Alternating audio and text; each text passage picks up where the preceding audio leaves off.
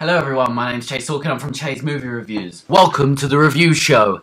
Now, let's get straight into this, okay? I'm reviewing Resident Evil. By the way, if I look tired, it's because I had to walk home because I had no Oyster card, which is how we travel in the UK on the public transport. If we don't have one, we have to pay like something extortionate. It's £2.50 per bus ride, and I have to make 2 bus rides, and then I had to walk home because I had no money left from the first 2 bus rides, and then I was fucked! So I walked home, and now I'm fucking shattered.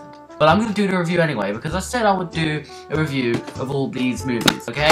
So I'm doing the review. Let's get this out of the way first. Resident Evil, at least in the first movie, number 1, 2002 it came out, I think. These movies have nothing to do with the video games. Now, if you accept that these movies have nothing to do with them, they are just namesake and they have a few elements like names and the same types of like enemies from the game. That is it. It's a parallel universe. This movie series is a parallel universe. Think about it like that, and you're sorted. Scouts on it. Let's get straight into this then, shall we? Resident Evil is a movie directed by Paul W.S. Anderson, the director whose highest acclaimed movie was Mortal Kombat, the video game movie that came out a long time ago, you know, when CGI was just coming out. The story in Resident Evil follows Alice, played by Milla Jovovich, who also happens to be the director's wife and mother of their child. Now just see why she's in all the sequels? So Resident Evil starts off with Milla Jovovich waking up in a mansion, in a shower, on the floor with no recollection who she is. Now just see why she's in all the sequel, or where she is, or how she even got there. She starts looking around the mansion, and then all of a sudden a SWAT team busts in and a cop runs in to try and save her from this SWAT team, but the SWAT team apprehends them, and the cop is named Matt, who's played by Eric Mabius, who's in Ugly Betty, you know, that show on I don't watch it. This SWAT team busts in, and it turns out that they work for the Umbrella Corporation. That's also a pharmaceutical company that, as you all know if you played the games, they're the most evil fucking pieces of shit ever. And this team is led by Colin Salmon playing James the One Shade. And we don't ever hear his name. That's what his name is in the credits. I learned that from the credits. So you won't know at all who these people are, except you won't know their names, basically. You'll know them by their faces, and that's it. You got Michelle Rodriguez on the team playing Rain Ocampo, who's this hard tomboy bitch. She plays basically the same character she's always played in every single movie ever. It turns out that underneath this mansion, the outskirts of Raccoon City, which is where the games are set, there's this huge Umbrella Corporation facility named The Hive, where thousands and thousands of scientists work every day on making military software. They do bioengineering and chemical testing and all the bad shit that goes into making an undead apocalypse. So they go down into this Umbrella facility, and it turns out that it's just empty. They don't know why. Even the SWAT team that comes in thinks that the Umbrella are a pretty cool corporation, and they have no idea about the bad shit they do. So anyway, they go in, and it turns out they have to shut down this AI called the Red Queen, who's like this artificial intelligence that shut down the Hive when a virus broke out, the T virus to be specific, which was a good idea because you don't want to go down there after the T virus has been out.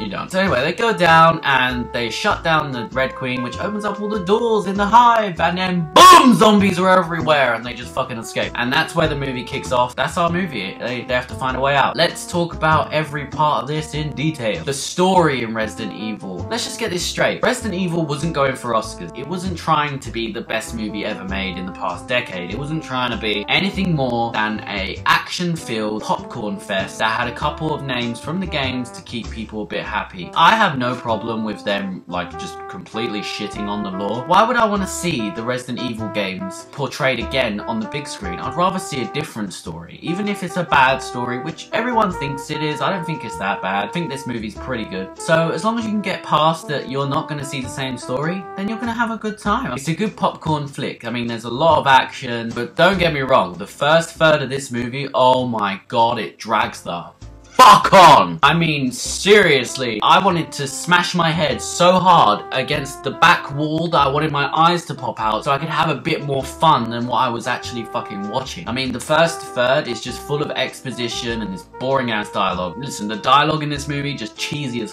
fuck. There is nothing that is more cliche-filled than this movie. And if it is, I don't want to see it. Basically, if you're going for like Oscar-worthy, you know, oh-la-di-da movies, well, this ain't for you. And if you're going to see the Resident Evil games recreated on big screen, you're probably going to be a bit disappointed. Well, you're going to be fucked, really. You're going to be really disappointed. You're going to be pissed. There is hardly anything from the games in here. It's like a B-movie, zombie movie. Let's talk about the acting, right? Let's just get into that. Mila Jovovich as Alice. She ranges from mediocre to abysmal. This is mainly because she doesn't get a lot of opportunities to show off any skills she may or may not have in acting anyway throughout the first half of the movie. Is because she has to have amnesia and everybody else gets to have their say and they just flow exposition out their buttholes, and Alice is just standing there taking it all in, you know, looking a bit dumbfounded. She's not that bad when she does talk, but I gotta admit, when she talks, I can't wait for her to stop talking and start kicking ass, because that's what she does better. Let's talk about Michelle Rodriguez. Michelle Rodriguez in this movie, oh my god. I swear to god, I wouldn't have even noticed if they had switched her out of a fucking chair. That's how wooden she is in this movie. If you think Michelle Rodriguez could not tomboy it up even more than she ever has done, watch Resident Evil 2002. Every line she says has no emotion whatsoever. It's just abysmal, and I'm glad to see that she's gotten a bit better with her acting since then, because she's been in a lot more films since then. This movie was before she had her big break in Hollywood. Don't get me wrong, this chick has nothing on Colin Salmon's James the One Shade. Oh my god, this guy. I swear I could get better acting if I wrote the whole fucking script in text edit and turn on speaking. The guy who does the voice work on my Mac could do better than this dude. The only thing I can remember him from is Die Another Day, that James Bond film, and even in then he was in a small part. He's a British dude, right? In the movie, he puts on the worst American accent. Every time he speaks, you just want to punch him in the fucking face. Seriously, the guy is so annoying. The worst actor in the movie. The only one I think that is actually trying in this movie is Eric Mabia, so maybe that's why he went on to do better things. Well, slightly better things. I mean, Ugly Betty. I don't even watch it, but I hear it's good. So at least that guy went on to do some stuff. I think the star of the show here is 1, the effects, and 2, the soundtrack. Now, the effects in the movie are badass because all the zombies have practical effects. This is amazing because all the zombies, like, their practical effects look scary, dude. There's one guy who has like a missing nose and like half his face tuned off. It just looks really good. You don't get to see practical effects a lot in movies these days, especially horror movies or horror action movies like Resident Evil. Actually, I watched the behind the scenes on the Blu-ray disc, and they put a lot of work into making the lickers look real. They use practical effects to make those lickers. They show the animatronics and shit. It's amazing. I mean, seriously, some cool shit. And plus, if you're into metal, the soundtrack in this movie, listen to this.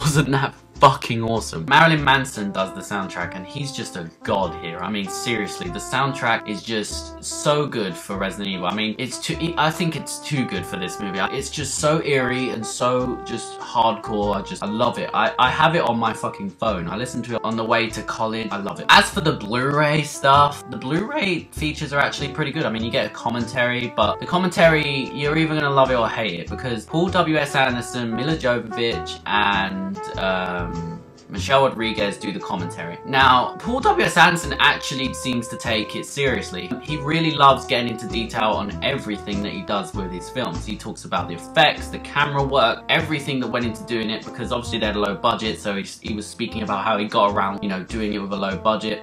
This is especially great for young filmmakers out there, especially aspiring filmmakers that want to make their own movie, because there is a lot of insight here. But then every time he says something awesome, Mila Jovovich comes out the most retard crap. Like, seriously. Like, there's a part where he was talking about how the prosthetic effects were used, and she was talking about how she wants to get fake tits. I mean, it's a DVD commentary. You're supposed to be talking about how you make the movie, not the marketing of the movie, not how much money you're gonna make, not how much exposure it's gonna get, not how much you want some fucking fake tits, Mila Jovovich. It's about the movie. It's about how you made the movie. It's about how much work went into it. And Michelle Rodriguez, she just sits there and just says, oh, that's awesome. That's sick, dude. That's sick. That's all she does. So she's pointless. She can just fuck off out the commentary. If it was just Paul and the special effects dude, I would happily sit there and watch this whole commentary. But Mila Jovovich, seriously, if you're not going to talk about the movie and you're going to be a retard, GTFO. Now, everything else on the disc, there's featurettes, there's behind the scenes of the movie, there's how they made the zombies, how they made the lickers, how they made certain scenes work, how they got around the budget, the props, everything. And it's really good. I mean, I really like it. I enjoy it. Doing a media course at college at the moment, I am anyway. I enjoy watching this stuff because it really shows how you can get around a small budget and makes a movie still look good. And I think Paul W.S. Anderson did well with what he had. I think the script could have been tightened up a lot. Like the dialogue. Remember I said earlier about the dialogue. As a director, I think Paul W.S. Anderson did a good job, and I think he gets progressively better through the movie as he goes along and doing action scenes. As far as the special features go, everything is good except for that commentary. Don't watch the commentary. It's a piece of shit. My verdict on Resident Evil 2002, that's my first review. Obviously, you're probably gonna hate this review. I mean, it did suck, didn't it? My verdict on Resident Evil 2002 is, definitely give it a watch. I mean, rent it at least. It's a cheesy B-movie fun time. The acting isn't that great. The action is cool. If you're a fan of the video games and don't mind it tampering with the story, I definitely say give it a watch because you will enjoy some of the nods and hints towards certain things from the game. So I give Resident Evil 2002 a rental rating. You definitely gotta rent it out. I wouldn't buy it unless it was under a $5, which it probably is, and I think you'll have a fun time. So thanks for watching the review, guys, and I'll speak to you guys later. Leave a comment in the section below. Leave a comment in the comment section below, and tell me what you thought was shit about this review. Tell me what you thought was good. Tell me what I should improve on, and I'll see you guys later. Hey, I just thought I'd tell you, maybe you should think about subscribing. It'll feel good.